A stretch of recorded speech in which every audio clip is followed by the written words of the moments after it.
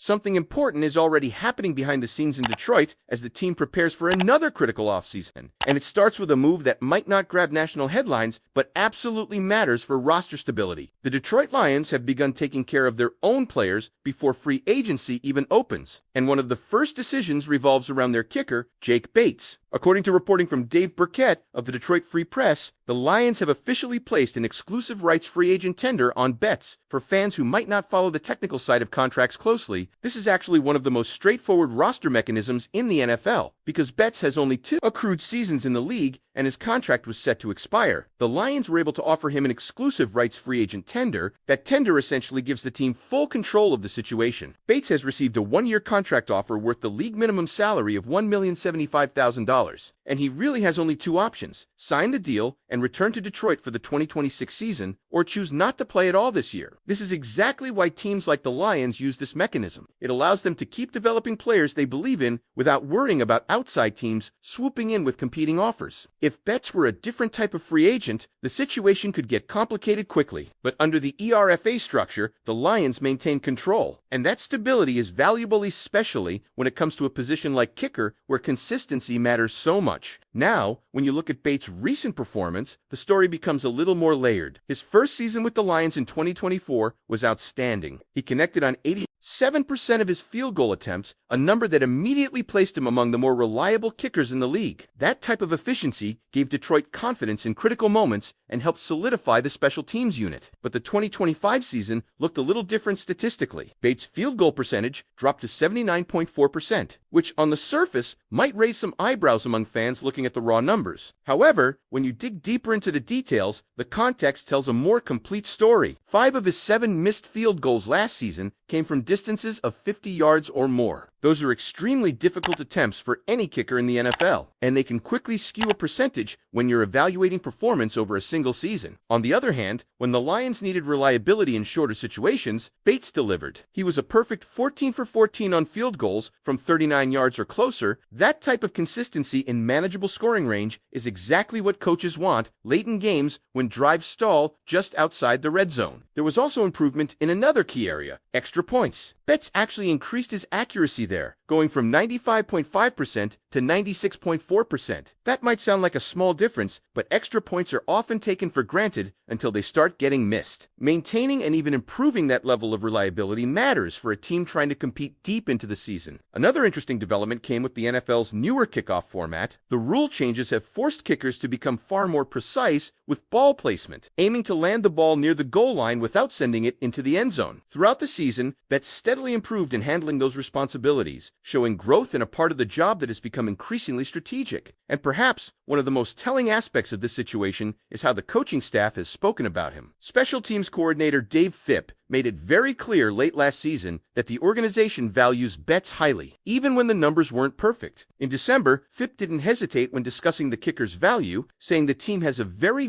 good player, and adding that if Bates ever hit the open market, multiple teams would rush to claim him immediately. Phipp even admitted it would be extremely difficult for Detroit to find someone close to the same level. That kind of statement says a lot about how the Lions internally view their kicker. What remains uncertain right now is whether Detroit plans to bring in any competition during the offseason. Teams sometimes add another kicker during training camp simply to create pressure and sharpen performance. But the comments from FIP suggest the organization already has significant confidence in Betts, and that brings us to the bigger question surrounding this move. The Lions clearly believe Jake Bates is still their guy, and the ERFA tender ensures they keep him in the building heading into the 2026 season. But after the statistical dip in 2025, Evan, with the context of those long-distance attempts, some fans might still wonder what the team's long-term plan at kicker really is. So now, I want to hear from you. Do you think the Lions are making the right call by locking Jake Bates in with this exclusive rights tender? Or should Detroit still bring in serious competition this offseason to push the position even further? Because when you look at how NFL teams approach roster construction this time of year, every single decision tells you something about what the organization truly believes. And the fact that the Detroit Lions moved early to secure Jake Bates with this exclusive rights tender says a lot about the level of confidence they still have in him internally. This isn't a situation where the team hesitated or waited to see how the market would develop. Instead, they acted quickly and made sure Bates remained under their control heading into the offseason. For a franchise that has been extremely intentional about building continuity over the last few years, this type of move fits perfectly with the pattern we've seen from the front office. Think about it from the Lions' perspective. Special teams can quietly swing multiple games across a season, especially for a team with playoff ambitions. A reliable kicker isn't just about field goal percentage, it's about trust. It's about knowing that when the offense stalls at the 30-yard line late in the fourth quarter, the coaching staff can confidently send the kicking unit onto the field without second-guessing the decision. That trust still seems to exist between the Lions and Betts. Even with the drop in overall field goal percentage last season, the deeper numbers actually reinforce why Detroit is comfortable keeping him. Missing 5 kicks from beyond 50 yards is not the same thing as struggling in routine scoring situations. In fact, the perfect one for FOR, one for record from 39 yards and closer, shows that when the Lions needed points in standard field goal range, Betts delivered every single time. Those are the kicks that often decide close games, and then there's the extra point consistency. Improving from 95.5% to 96.4% may sound incremental, but across an entire season those details matter. Extra points are the kind of plays that fans barely notice when they go right, but the moment one is missed, it becomes a storyline that can linger for weeks. Bates quietly eliminated that concern for Detroit. Another factor that shouldn't be overlooked is his adaptation to the evolving kickoff rules. The modern NFL kickoff is no longer just about blasting the ball through the end zone. Precision has become the priority, and that adjustment has forced many kickers across the league to rethink their approach. Betts steadily improved throughout the year in placing the ball near the goal line without triggering an automatic touchback, which helps the coverage unit do its job and potentially flip field position. That kind of development doesn't always show up in box scores, but coaches absolutely notice it. And that brings us back to Dave Phipp's comments late last season, which might be the most revealing piece of this entire story. When a special teams coordinator publicly says that multiple teams would immediately claim a player if he were released, that's not casual praise. That's a coach sending a clear message about the value of that player inside the building. Phipp even went a step further by acknowledging that finding someone close to Bates' level would be extremely difficult. In the NFL, where rosters are constantly turning over and competition is everywhere, statements like that carry real weight. So when you connect all the dots, the Lions' decision becomes easier to understand. They're not panicking over a statistical dip. They're evaluating the full picture performance, consistency in shorter range, improvement in extra points, development under the new kickoff structure, and the trust built between player and coaching staff. Still, the offseason is far from over. Training camps across the league often include kicker competitions simply to push players and create accountability. It wouldn't be surprising if Detroit brought in another leg during camp, even if Bates remains the clear favorite to hold the job. But for now, the message from the Lions front office is pretty straightforward. Jake Bates remains their kicker, and they've taken the first step to make sure he stays in Detroit for the upcoming season. Now I want to hear from you. Do you believe Jake Bates has proven enough to remain the long-term kicker for the Detroit Lions? Or do you think the team should still look for a stronger option to compete with him this offseason? And there's another layer to this situation that Lions fans should keep in mind as the offseason continues to unfold. Moves like the exclusive rights tender for Jake Bates might feel small compared to blockbuster trades or major free agent signings. But inside an NFL front office, these are exactly the kinds of decisions that quietly keep a roster stable year after year. The Lions have clearly made it a priority to retain players they already know and trust, especially when those players still have room to develop. Bates fits that profile perfectly. He's not a veteran nearing the end of his career, and he's not a temporary solution either. He's still relatively early in his NFL journey, with only 2 accrued seasons under his belt, which means the coaching staff believes there's still growth ahead of him. And when you consider how kickers often develop in this league, that patience can pay off, many of the most reliable kickers in the NFL didn't immediately reach peak consistency in their first few seasons. It's a position built on repetition, confidence, and rhythm. 1 or 2 difficult stretches can impact percentages, especially when long-distance attempts start stacking up. That's exactly what happened with Bates in 2025. Those 50-plus yard attempts played a major role in the drop from his impressive rookie season accuracy. Long kicks are high risk by nature, and even the best kickers in the league miss a significant percentage of them. When several of those attempts don't connect in the same season, it can quickly change how the statistics look from the outside. But inside the building, coaches tend to evaluate those attempts very differently. They look at mechanics, distance, ball flight, and consistency in practice. They also look at how a kicker responds after a miss, because mental resilience is just as important as leg strength at that position. Everything we've heard from Detroit's coaching staff suggests that Bates handled those moments the way they expect a professional kicker to handle them. He kept improving throughout the year, particularly in the kickoff phase of the game, where precision has become a strategic weapon under the league's newer rules. That development is part of the reason the Lions didn't hesitate to secure him with the ERFA tender. Another important detail here is timing. By addressing this now, Detroit removes uncertainty from the special teams unit heading into the rest of the offseason. Coaches can begin planning knowing who their kicker is expected to be, which allows them to focus attention on other areas of the roster that may need more urgent attention before the new season arrives. And from Bates' perspective, this situation gives him clarity as well. The one-year deal at $1,075,000 represents standard minimum salary structure for a player in his situation, but more importantly, it gives him another opportunity to prove he belongs as the long-term solution in Detroit. Because ultimately, that's what the 2026 season could become for him, a defining year. If Bates returns and pushes his accuracy back toward the level we saw in 2024, while continuing to handle the responsibilities of kickoffs and extra points with the same consistency, the Lions could easily find themselves entering future seasons with no questions at the position at all. Stability at kicker may not generate headlines every Sunday, but when games tighten late in the year, it becomes one of the most valuable assets a team can have. And remember what Dave Phipps said: if Bates were available on the open market, there would likely be multiple teams ready to claim him immediately. That kind of statement doesn't come lightly from a special teams coordinator, especially one responsible for evaluating every detail of that phase of the game. So while this move may look routine on paper, it actually reflects something bigger about how Detroit is approaching roster management. They're protecting depth, keeping continuity, and trusting the players who have already proven they can contribute within the system. Now the next step will come later in the offseason, when we see whether the Lions add any competition to the room or whether they move forward with bets firmly established as the guy heading into training camp. And that's where the conversation really gets interesting among the fan base. Some supporters will look at the numbers from last season and want to see another kicker brought in to push the position harder. Others will look at the full context, the long-distance misses, the perfect record, inside 39 yards, the improved extra point accuracy, and the confidence from the coaching staff, and feel completely comfortable with the decision Detroit has made. What also makes this situation fascinating for Lions fans is how it reflects the larger philosophy that has guided the organization over the past few seasons. The front office has repeatedly shown that they prefer stability and internal development, rather than constantly replacing players after a single inconsistent stretch. The decision to tender Jake Bates fits directly into that mindset. Instead of reacting emotionally to a dip in one statistical category, the Lions appear to be evaluating the entire body of work. They saw what Bates did in his first season when he connected on 89.7% of his field goals,